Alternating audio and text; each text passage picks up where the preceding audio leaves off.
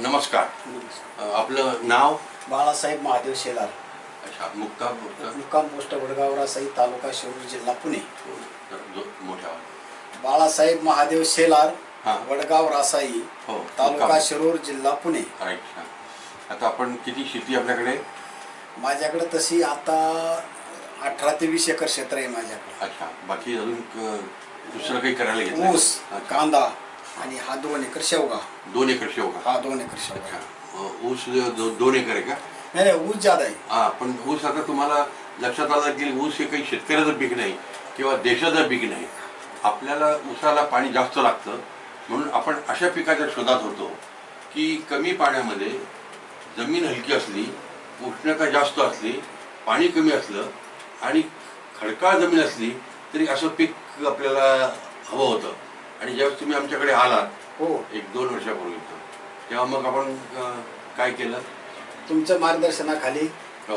तुमच्याकडचं बी निवून सिद्धिविनायक सिद्धिविनायक मोरिंगा बी निवून हो. त्याची टोकन पद्धतीने बरोबर. 5 बाय 10 वर, हो 10 बाय 5 किंवा 5 बाय 10 वर 5 बाय 10 अशा पद्धतीने लागण मी टोकन पद्धतीने सरी पाडून, हो ट्रॅक्टरच्या नांगराने सरी पाडून हो 10 बाय 5 वर लागण केली. बघले. पण त्याच्या आधी त्याला ठिबक 1 दिवस म्हणजे राईटची 12 तास ठिबक ओलं केलं, रान ओलं करून रान ओलं करून नंतर 4 तास जर्मिटरमध्ये बियाणं भिजवलं. त्याच्यानंतर 2 तास सावलीमध्ये ते सुकवलं. बरोबर. आणि सुकवून ती नंतर कल्पतरू 2 चमचे आणि 2 चमचे लिंबोळी पेंट अशा पद्धतीचं खुरप्याने बायांच्याकडून खड्डे खांदून थोडीशी खुरप्यानी, त्याच्यानंतर ते खत आणि त्याच्यानंतर ते बी ते टाकून त्याला माती आड करून टाकलं. अच्छा. आणि माती आड केल्यानंतर ते बी त्याला नंतर 2 तास पाणी ठिबकने दिलं. बरोबर. असे दररोज 1 तास मी ठिबकने पाणी त्याला 7 दिवस देत होतो. 7 दिवसानंतर त्याचे ओले ओले अंकुर मला दिसायला लागले. तर समजा आपण एका तासाला किती ठिबकचा डिस्चार्ज होता पाण्याचा? 3 लिटरचा. 3 लिटर. 3 लिटरचा होता. अच्छा. आणि मध्ये 10 फुटावर एक असल्यामुळे किंवा 5 फुटावर, तर त्याला मध्ये काही ड्रिपर किंवा नव्हतं? ड्रिपर आहे त्याला. अच्छा. त्याला आहे. मग ड्रिपर बियापासून 1-1.5 फुटावर आहे. हो हो. आणि रोपं आता मग उगून किती महिन्याची झाली तयार? साधारण 1 महिन्यात एक भित्तीच झाली असते किंवा जास्त झाली? नाही, ते 1.5 महिने साधारण 1.5 फुटाच्या पुढे गेलं. मग चांगली झाली. हो हो. अच्छा. मग त्याला काय केलं आपण पुढे? त्याच्यानंतर मी त्याला फोडणी केली नाही, शेंडा मारला नाही? त्याला काय केलंय, थोडेसे खताचा डोस दिला थोडा. अच्छा. काय खत दिलं होतं त्याला? थोडंसे वाढ होण्याकरता 13-40-13 थोडं दिलं होतं, थोडं रासायनिक दिलं होतं. हा. आणि मग त्याच्यानंतर साधारण 2.5 फुटाचा झाल्यानंतर, आपल्या पुस्तकात सांगितल्यानंतर 2.5 फुटानंतर त्याला शेंडा मारला. त्याचा शेंडा फोडला. हे पुस्तक आपल्याकडे आहे दिलेलं. हो. ते पुस्तक त्यांना दिलेलं आहे आपण शेवग्याचं, नाही का? हे पुस्तक आपण वाचलेलं आहे आणि याप्रमाणे करता सगळं? हो हो, याप्रमाणे करतो सर. हो हो. अच्छा. मग ते शेंडा आपण आठवड्यात कितीदा खुडत होता? नाही, पहिला शेंडा सुरुवातीला 2.5 फुटावर फोडला. हो. त्याच्यानंतर त्याला ब्रँच आल्या, ब्रँच फुटल्या. 4-5 ब्रँच फुटल्यानंतर ते 1.5 फुटाची ब्रँच झाली. हो.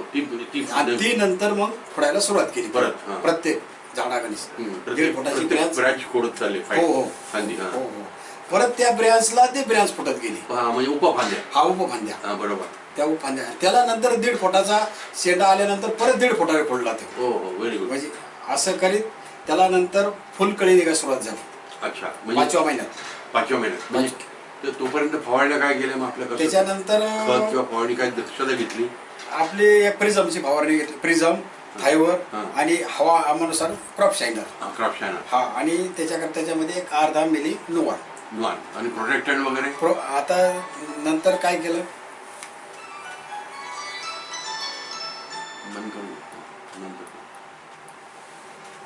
त्याच्यानंतर प्रोटीन मासे करता मधमाशीसाठी प्रोटीन पी आणि त्याची फवारणी घेतली. प्रिझम आणि प्रोटीन पी. त्यामुळे मधमाशी आकर्षक झाली, थोडी आकर्षक झाली. म्हणजे फुलं निघायला लागल्या. हा, फुलं निघायला.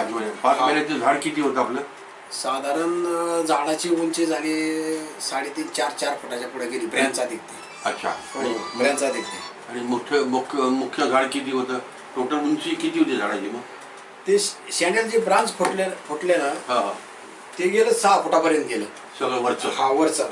पण ते शेंडा फुटल्यामुळे जी ब्रँच आहेत ना त्या साईडने फुटायला लागले ते.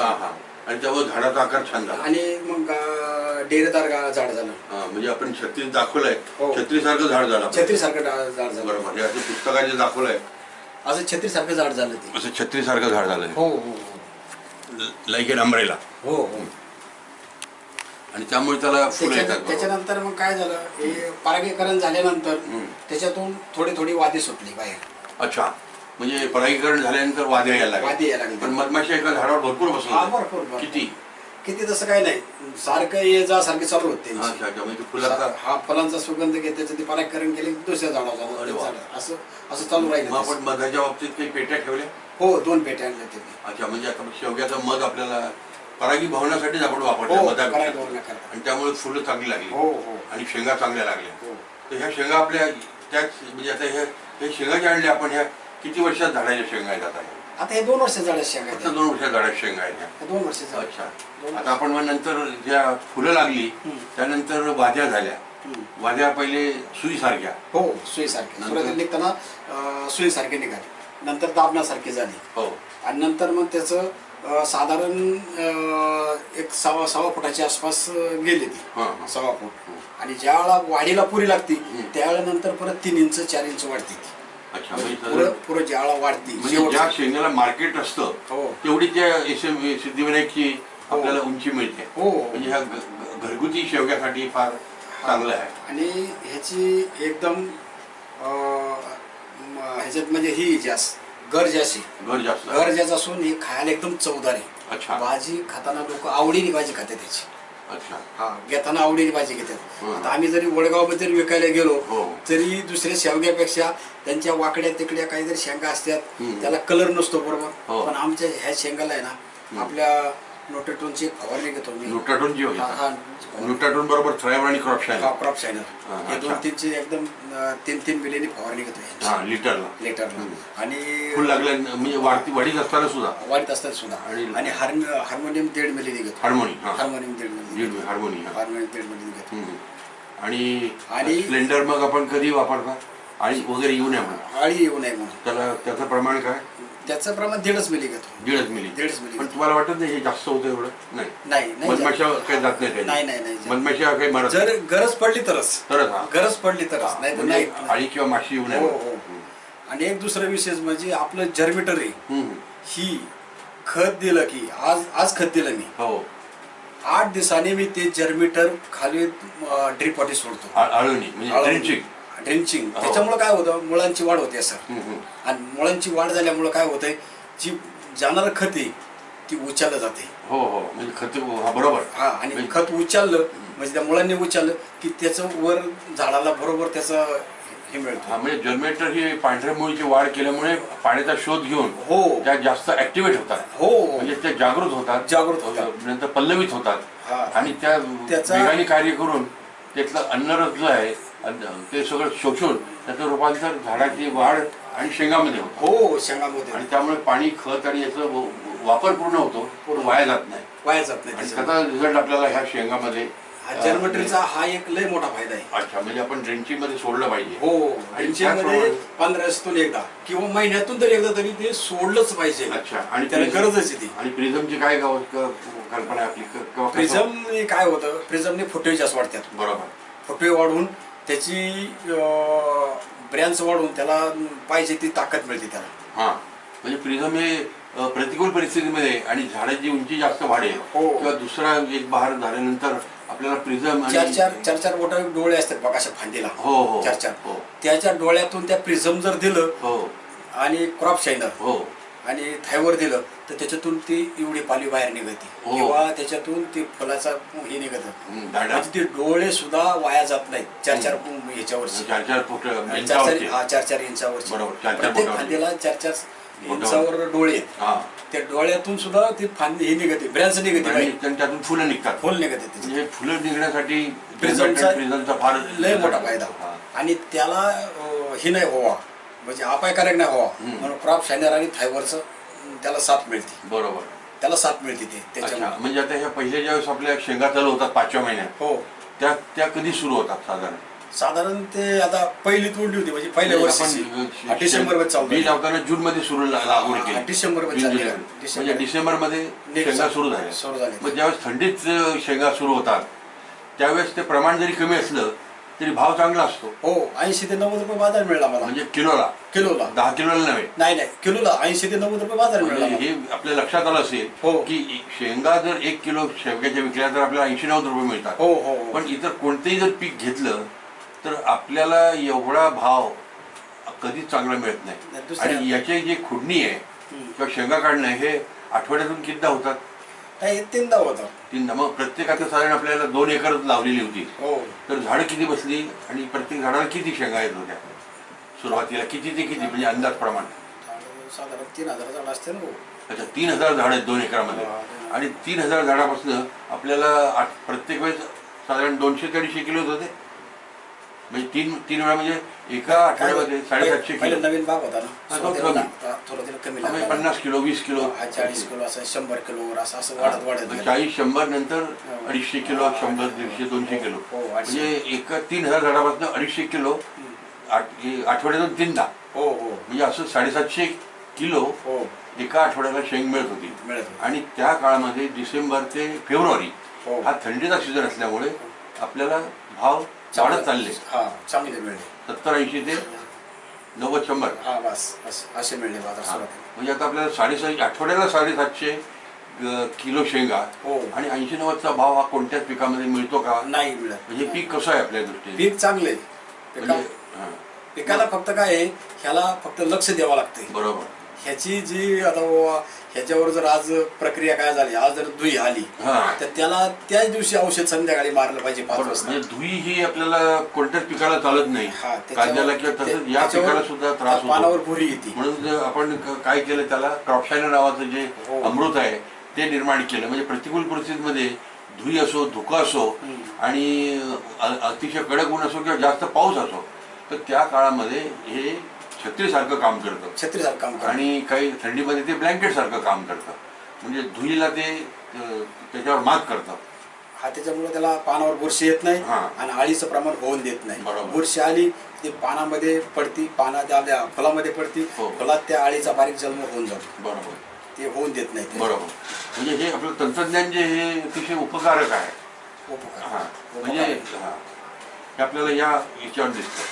म्हणजे आता आपण जर शेंगा मार्केटमध्ये नेल्या तर आपण कशा तयार करतात? ते गठ्ठे तयार करतात 5 किलोचा. माझ्याकडे एक वजन काटा आहे इलेक्ट्रॉनिक. बरोबर. त्या इलेक्ट्रॉनिक काट्यामध्ये काय करतो, शेंग तोडायचं काम चालू करतात. बरोबर. काही बांधायचं काम चालू करतात. 5 किलोचा गट बांधतो. पुन्हा मार्केटला यायचं झालं तर 5 किलोचा गट. बरोबर. आणि इथं मगरपट्ट्यामध्ये जायचं म्हणलं तिथं त्या मार्केटला तर 2 किलोचा गट. म्हणजे लोकल मार्केट. मगरपट्ट्यामध्ये. आणि पुन्हा मार्केट किंवा इथं 5 किलोचा गट बांधतो. 5 किलो जे बांधलं की एका पोत्यामध्ये 10 गट बसतात. म्हणजे 50 किलो एका पोत्यामध्ये बसतात. आणि त्याला बॅरल सारखं करता का? हो. म्हणजे ते त्याचे शेंडे, त्याची टोकं असतात ती शाबूत राहतात. हो, टोकं मोडतच नाही, काही कारणच नाही. एक लाईन बांधायचं. 5 किलोचे दोन्ही सुतळीने बांधतात. किंवा काथ्याने.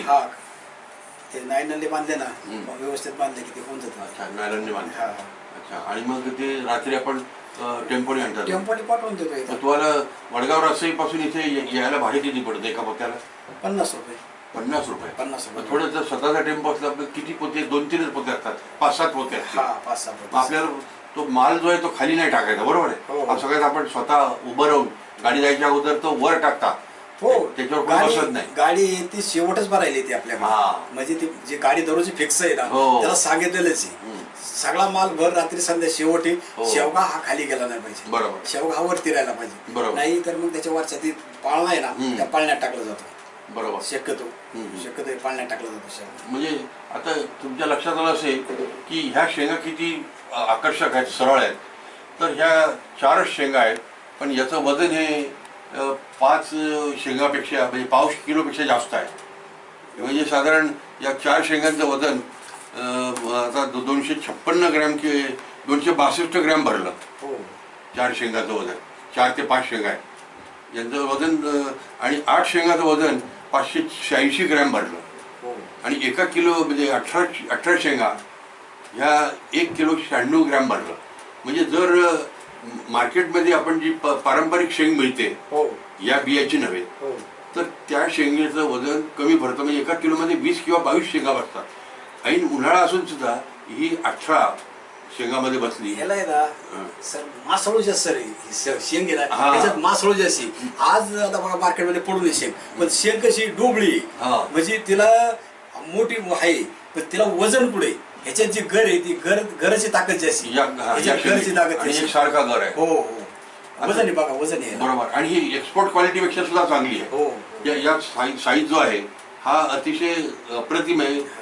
लंडनला जी निर्यात केलेली शेंग होती केदार सोनवणे सटाण्याच्या, ती त्यानं जागेवरून जे डाळिंबाची झाडं मेली तेल्याने किंवा मर झाली तिथे त्यांनी लावली आणि त्या 2 एकरामध्ये त्याला 5.5 रुपये एकरी झाले. पहिल्या त्या गॅपमध्ये लावलेल्या झाडांना अतिशय उत्कृष्ट रिझल्ट आला आणि सगळी शेंग जागेवर 55.5 रुपयांनी 12 महिने. आता आपण पाहिलं की आज तुमच्यावर पट्ट्या आलेल्या आहेत उन्हाळ्याच्या, त्या 8 ते 10 रुपये किलोनी गेलेली आहे, तरी आपल्याला परवडली. कारण बाकीच्या काळामध्ये ही शेंग आपल्याला पैसे देते. म्हणजे आज जर 8 रुपये किलो तर ती नोव्हेंबर ते फेब्रुवारी 80 रुपयांनी गेली, 100 रुपयांनी 90 रुपयांनी जाते. असं इतर पिकाच्या बाबतीत होत नाही. कांदा असेल तर तो आज काय झालंय, आज कोणत्याच भाजीपाल्याला मार्केट नाही. हो त्यामुळे शेंग थोड्या पडली नाही तर ही शेंग आज 20-25 रुपये बाजारात राहिली नसती. बाजारात आज काय मार्केट कोणत्याच ह्याला नाही. म्हणजे तुम्ही आता आपण असं सांगितलं किंवा ह्या आपण शेंगा न विकता याचे कॅन करून विकल्या किंवा याची प्रक्रिया केली किंवा मूल्यवर्धन केलं तर आपल्याला एवढा तोटा सहन करावा लागणार नाही आणि शेती ही कारखानदारी होईल. त्याचं मूल्यवर्धन आणि पीक वाढवलं जातं. नंतर मग समजा 3 महिने शेंग चालते, नोव्हेंबरमध्ये सुरू झाली की डिसेंबर जानेवारी फेब्रुवारीपर्यंत भाव सापडतात आणि मार्च लागला उन्हाळा सुरू झाला की भाव कमी. म्हणजे 80 ते 120 रुपयापर्यंत काही वेळेस शेंग आपली गेलेली आहे. बरोबर आहे. आणि त्या हिशोबाने पण आता उन्हाळ्यामध्ये आपल्याला या पट्ट्या मिळालेल्या आहेत आणि ह्या पट्ट्या म्हणजे साधारण 10 ते 8 रुपयाच्या पट्ट्या आहेत या महिन्याच्या. आताच एवढी 8 रुपयांनी गेली नाही, 15 रुपयांची पट्टी होती. पण ह्या आठवड्यातल्याच पट्ट्या या आठवड्यातल्या पट्ट्या कमी गेल्या आणि आता ह्या पट्ट्या 10 ते 15 रुपयांनी गेलेल्या आहेत साधारण. 16 तारखेपासून तर आजपर्यंत 16 मार्च का एप्रिल 16 एप्रिल 16 एप्रिल पासून आहे. 16 एप्रिल आज 25 एप्रिल म्हणजे 9 दिवसामध्ये 7-8 पट्ट्या झाल्या. मग आता 57, 58, 68 पोती आली. 68 पोती एकूण 68 पोती म्हणजे 9 दिवसामध्ये 68 पोती 50 किलोच्या शेंगा झाल्या. म्हणजे जवळजवळ 3000 किलो शेंगा आपल्याला मिळाल्या. 3000 ते 4000 3,500. तर जरी आता आपल्याला कमी दर असला तर याला तोडाय किती माणसं तोडतात, किती वाजता तोडतात? ही काही नाही, सकाळी जर 7ला लागलं तर हे शेंग तुम्हाला सांगतो 10 वाजेपर्यंत तोडून होऊन जाते सगळं. अच्छा. म्हणजे साधारण एका वेळेस 2-3 बाया किंवा घरचीच माणसं? 2-3 माणसं लय झाली. 3 माणसं कातडी का हाताने तोडतात? नाही, हाताने तोडता येते. हाताने तोडता येतात आणि ते खाली सावलीत ठेवून द्यायची टिंतालवर. आणि मग ते गठ्ठे बांधायचे सुरुवात करायची. म्हणजे त्याला मात्र पाण्याची जरा थोडीशी व्यवस्था करावी लागते. पाणी मारावं पाणी काढल्या थोडं पाणी मारायचं. पाणी मारल्याने शेंग गरम होत नाही आणि गरम नाही झाली शेंग ना मग ही शेंग लूज होत नाही आणि ताजी राहते आणि चांगलं टवटवीत राहते. मग नंतर आता ही चालेल. आता किती वेळ म्हणजे उन्हाळा संपेपर्यंत एप्रिल मे पर्यंत चालेल शेंगी? मे पर्यंत. मग नंतर आपण काय करता पुढे शेंग संपते? मग छाटणी करणार होता. छाटणी करता परत फुल लागत नाही. छाटणी केली ना बरोबर छाटणी करायची त्याच्यावर. आता त्याची अवस्था बघायची. जमलं तर मी 4.5 फुटावर करणार आहे यावेळेस कारण उशीर झालेला आहे. मग ह्या डोळ्यातून जी पाणी निघल तर ही 8 सीझनला मला धरता आली पाहिजे. बरोबर आहे. आता जर 1.5 फुटावर परत छाटणी केली तर हा पुढचा सीझन सापडणार नाही. म्हणजे जून जुलैचा सीझन सापडणार हा पुढचा. तर त्याच्याकरता काय करायचं आता 4.5 फुटावर छाटणी करायची. बरोबर. 4.5 फुटावर छाटणी केली की डोळ्यातलं जी निघन जो लगेच ही त्याला लगेच प्रक्रिया करून हे करायचं चालू करायचं. प्रिझम आणि जर्मेटरला मारायचं, आळवणीतून सोडायचं. हो, आळवणीतून हे सोडायचं. कल्पतरू कितीदा सोडता तुम्ही? कल्पतरू आपलं महिन्या वर्षातून 3दा सोडते. आणि मग नंतर 10-26 बरोबर मे महिन्यामध्ये 4 फुटावर छाटणी केली आणि मग त्या फांद्या ज्या आहेत त्या वाया जातात. हो, तर त्या फांद्या आपण याचा आपला प्रकल्प डोक्यात आहे की या अशा प्रकारचे जे वाया जाणारा मटेरियल आहे तर याची आपण मूल्यवर्धन प्रक्रिया करून करूया असं आता माझ्या डोक्यात आहे. आणि त्याकरता तुम्हाला मला तयार करायचं आहे. तेव्हा तुम्ही माझ्याकडे जेव्हा जमेल त्यावेळेस तुमच्या शेतकऱ्यांच्या गटाचा म्हणा की आम्ही तुम्हाला पहिले शिकवू आणि मग पुढे तुमच्याकडे माहिती विज्ञान केंद्र डॉक्टर बाबासाहेब टेक्नॉलॉजीचे कृषी विज्ञान माहिती केंद्र असं तुम्हाला देऊ. कारण आता आपल्याला हे आपली एकदा मुलाखत आलेली होती आणि आज जी मुलाखत घेतली आहे तर तुम्हाला बऱ्याच ठिकाणचे फोन येत असतील. हो, कर्नाटकवरून फोन आलता परवाच्या. हो, परत तामिळनाडून फोन आलता. हो, परत सटाण्याहून एक फोन आलता. हो, परत इकडं साताऱ्याहून एक फोन आलता. अच्छा, म्हणजे आपण त्याला मार्गदर्शन करतो. हा, मार्गदर्शन अर्धा तास मार्गदर्शन चालतं. हो, हो, सांगताना त्यांना व्यवस्थित माहिती देतो. हो, कटाळा करीत नाही मी याची मार्गदर्शन देतो. आता काही ठिकाणी तुम्ही त्या शेतकऱ्यांनी बोलवलं तुम्हाला तर कुठे कुठे गेला होता तुम्ही? 3-4 ठिकाणी गेलतो पाहण्याकरता. त्यांना सांगितलं, मार्गदर्शन दिलं त्यांना व्यवस्थित. कुठे कोणत्या गावाला? आपला शेवगा राहिला? आपला शेवगा. कोणत्या भागात गेले? इथं मला वाटतं आळंदीजवळ एक गाव आहे तिथं काय मरकड. हा, मरकड. तिथे मरकड मोशीच्या शेजारी बघा तिथं. तिथं नाव सांगितलं. नंतर औरंगाबादला गंगापूरला एकदा दिलं. आता मेला जी छाटणी केली त्याला फुल कधी लागेल किंवा कोंब निघतो मग त्याला ह्या फवारण्या चालू ठेवायच्या आपल्या? कसं होतं, प्रिझमची फवारणी दिली ना आणि पाणी दिलं खाली 1 लिटर जर्मेटर द्यायचं खालून. हो, 1 लिटर. हा, 100 वेंचुरी मधनं. हा, खालून 12-61 4 किलो सोडायचं. 12-61 4 किलो आणि जर्मेटर 1 लिटर हे जर दिलं आणि जर प्रिझमची फवारणी केली तुम्हाला सांगतो लगेच फोटो बाहेर निघत आहे. आणि ती बी जोमात निघत आहेत. निघताना पिवळसर निघत नाही, काही नाही. बरोबर. असा प्रेशर मध्ये निघतो आणि त्याची वाढ बी चांगली होती. आणि त्याला वाढी करता 13-40-13 सोडतो मी. मग त्याची वाढ झटपट होऊन फुलात प्रक्रिया होऊन त्याला त्याला फुलं लागतात. फुलं लागायला परत जी मे महिन्यात छाटणी करतो त्याला 2 महिन्यात फुलं येतात. हो, चालू होते लगेच. आणि शेंगा मग किती दिवस लागतात? शेंगाला साधारण फुलातून वादी बाहेर पडली की 1.5 महिन्यात बाजारात येऊन जाते शेंगा. साधारण जून अखेर किंवा जुलै अखेर परत माल चालू होतो. हो, आणि त्यावेळेस नेमका माल मार्केटला नसतो मग त्यावेळेस तुम्हाला भाव सापडतो जून मध्ये? हा, त्यावेळेस काय होतं, हे बांधावरचे शेवगे आता आल्यामुळं हा बाजार पडलेला आहे. आता बांधावरची शेवगे आता त्यावेळेस ते बांधावरचा शेवगा येत नाही जेव्हा. हा, म्हणजे आता उन्हाळ्यामध्ये लोकांची बांधावरची शेवगे येतात त्याला काहीच केलेलं नसतं. काहीच केलं तरी ते शेवगा येतो भरपूर. तो कोणत्या भागात येतो? ते सगळ्यात चौखडं येतो, म्हणजे सगळ्या भागातून. त्यामुळे भाव पडतात. पण आपल्या शेंगाला मागणी चांगली आहे. मागणी चांगली आणि चव चांगली आहे. चव चांगली. आज 4 आणि 5 रुपयांनी शेंग विकली मी आता पाहिजे बाजारात घेतो. दुसरे शेंग आपण आपली आज 10 रुपयांनी गेली.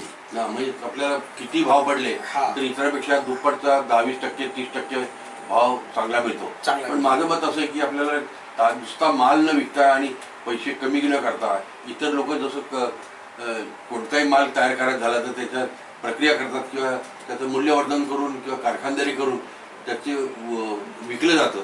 तसं जर शेतकऱ्यांनी केलं तर मला वाटतं की आपल्याला एक शेती फार मोठी इंडस्ट्री कारखानदारी होईल आणि शेतकरी हा म्हणजे दारिद्र्यामध्ये खिचपत पडणार नाही किंवा त्याच्यावर कर्जमाफी आणि आत्महत्या करण्याची वेळ येणार नाही. आतापर्यंत जे आलेत ना फोन सगळे रिटायरमेंटचे लोक.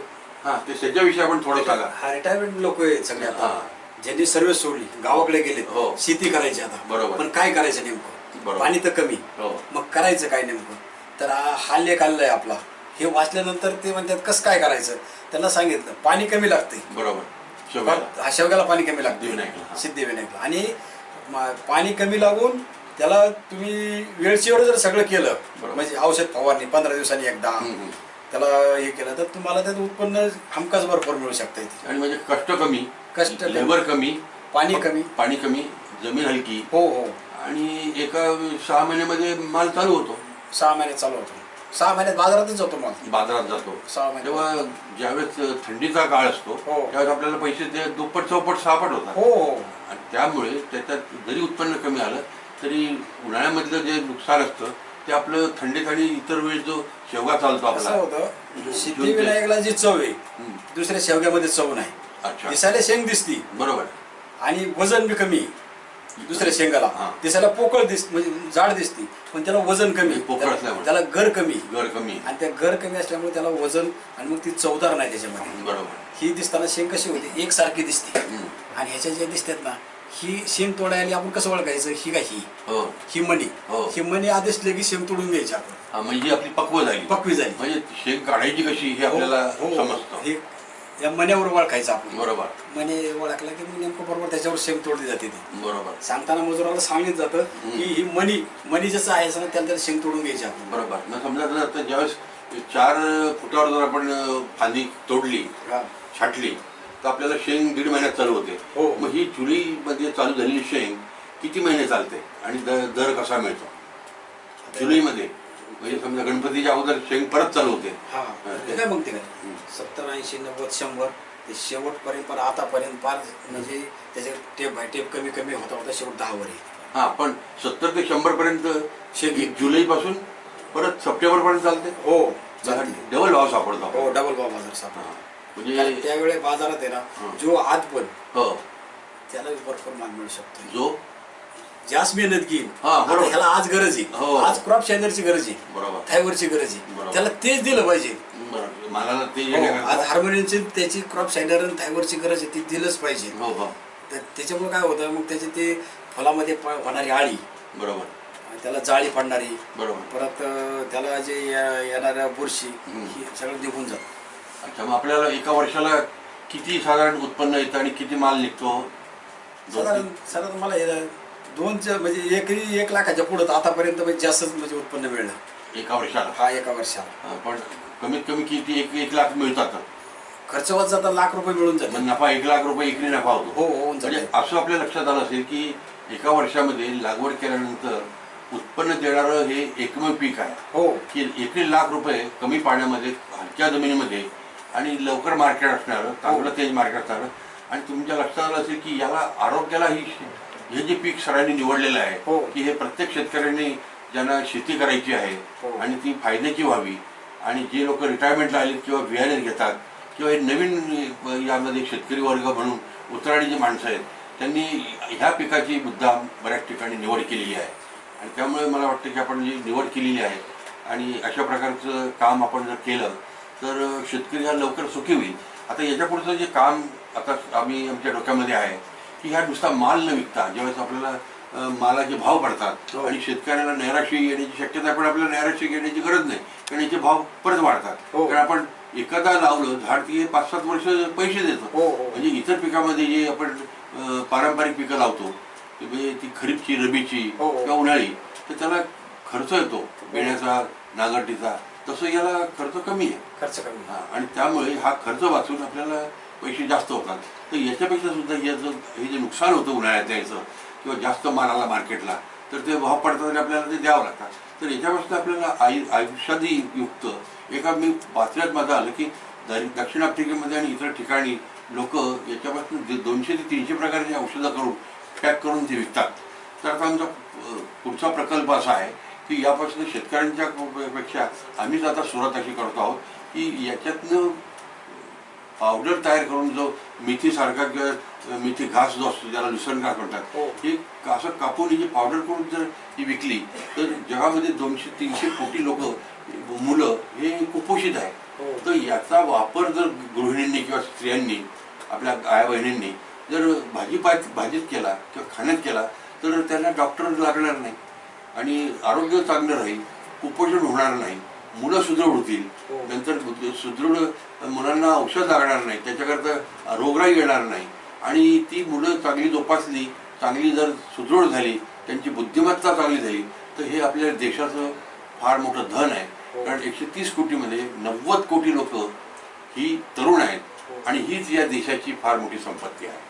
मला वाटतं आपण चांगल्या प्रकारचं काम करत आहात आणि म्हणून सरांनी तुम्हाला परत आज काढला की परत 2 कसं होतं, आजचा टप्पा आहे ना, हो, हो. असे 4 टप्पे आहेत कोणत्या दिवशी. हो. ह्या टप्प्यातला आज काढायचा, हो, हो. उद्या त्या टप्प्यातला काढायचा, परत त्या टप्प्यात, चौथ्या दिवशी गेलो साधारण 250 किलो माल हा आपल्याला कंटिन्यू दररोज मिळतो. रोज मिळतो. हा, रोज. रोज हा. शेंग आहे ना, हा. ही जी आहे ना, दररोजची 4 टप्पे आहेत त्याला. हो, हो. आजचा एक टप्पा तोडला, दुसरा एक टप्पा तोडला, तिसरा टप्पा, 14 टप्पा तोडस तर पहिल्या टप्प्यातली शेंग तोडायला लगेच येते. येते, 8 दिवसात तोडा ती येते. 8 कारण दिवसात. लय कवळी शेंग आहे ना, ही तोडून जमत नाही. नाही, बरोबर आहे. ही ह्यातली जी आहे ना अर्धम पक्वी, ही ठेवावं लागते ना पाठीमाग. बरोबर बरोबर. म्हणजे असं टप्प्याटप्प्या चालू आणि लागतं. ज्या शेंगा तयार असतात त्या जर तोडल्या म्हणजे लगेच पुढचा माल तो पोचतो मागचा. हो, पाठीमाग पोहोचतो. हा, तर आता आपण आज आपल्या लक्षात आलं आणि आता सरांनी सांगितलं की बा आपल्याला शेतकऱ्यांनी नुसता माल चांगला दर्जा होऊन त्याला भाव मिळतो, हे आता फार जुनं तंत्रज्ञान झालं. हो. आता आपल्याला शेतकऱ्याला जर वाचवायचं झालं आणि त्याला जर समृद्धी आणायची झाली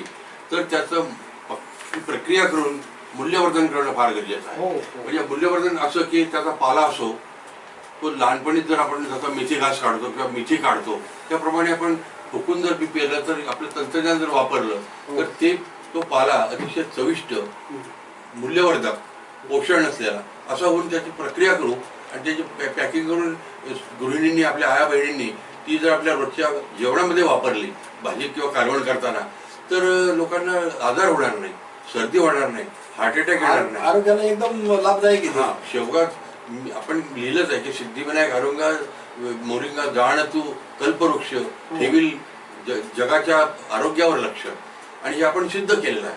अनेक लोकांनी सांगितलं की आमची बीपीची गोळी 3 गोळ्या घेणारे 2 गोळी घेत कमी आलो, 1 गोळीवर आलो, 2 वेळा कमी झाल्या, आणि ती सुद्धा या शेवग्यानी म्हटलं 1 गोळी घेणार असं उस्मानाबादच्या शेतकऱ्यांनी आपल्या मासिकामध्ये दिलेलं आहे. तर या प्रमाणे जर आपण याचं मूल्यवर्धन करून पाकिटं तयार केली आणि ती जर विकली तर मालाचं नुकसान होणार नाही. पडलेल्या भावाचं रूपांतर आपण मूल्यवर्धक, आरोग्यवर्धक आणि सुखकारक आणि समृद्धीच्यासाठी करू.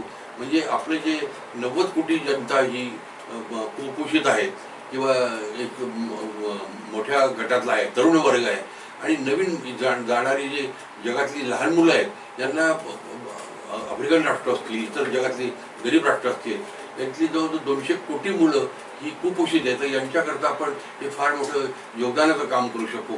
आणि ती जर संपत्ती जगाची आणि आपल्या देशाची आपण जर व्यवस्थित केली तर आपल्याला समृद्धीचा आणि आजाराचा कधी हे होणार नाही, लागण होणार नाही, आणि समृद्धीने आपण मोठे जागृत होऊ. समृद्धी आपल्या घरी येईल. शेतकऱ्याला ज्या एरवी कर्जबाजारीपणामुळे आत्महत्या कराव्या लागतात, भाव पडतात, ते होणार नाही.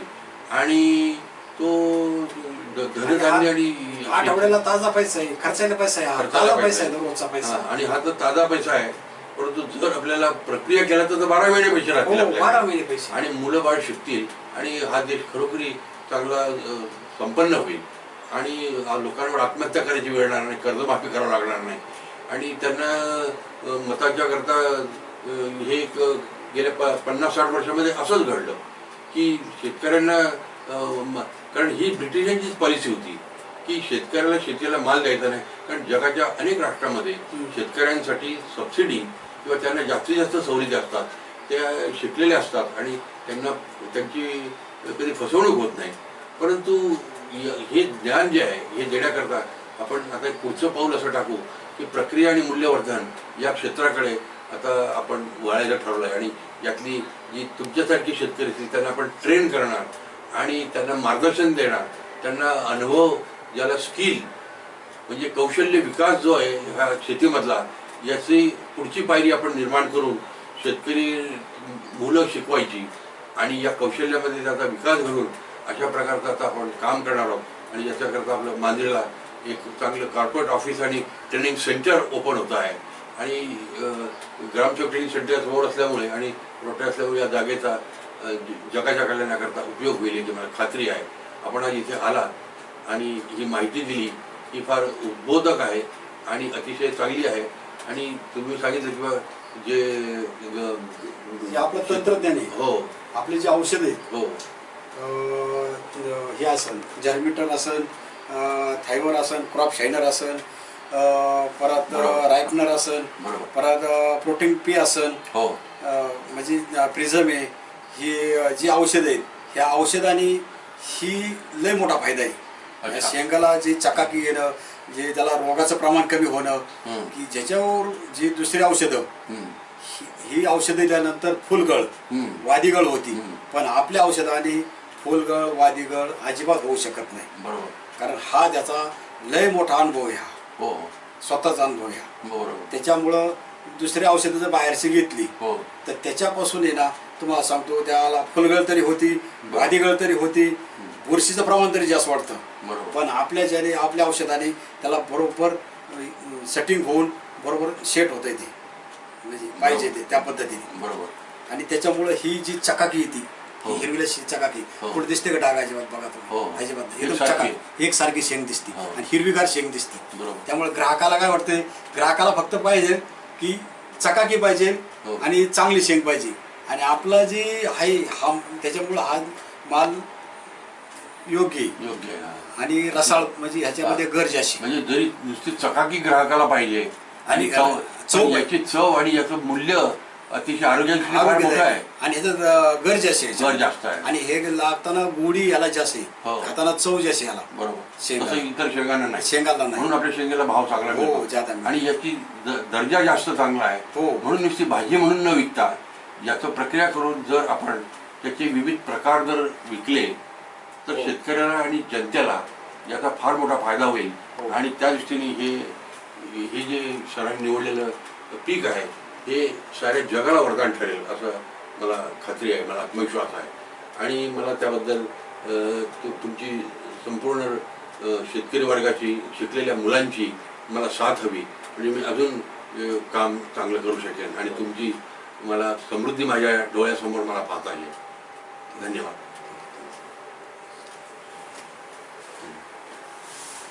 चांगलं झालं.